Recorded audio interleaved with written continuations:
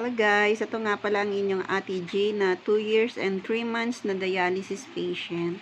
Bali guys, share ako sa inyo ng aking gagamiting hair repair mask. Bali ito ay libre lang. Nakalibre po ko ngayon ng hair mask repair kasi pinadala lang to ng pinagbilan ko ng pangkulay sa buhok.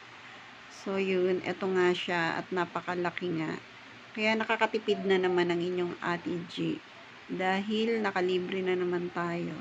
So, ganito nga pala yung laman niya guys. At mabango nga pala siya. Hindi siya masakit sa ilong. And samahan niyo ako kasi papakita ko sa inyo kung paano ko siya gagamitin. So, panoodin niyo hanggang dulo guys.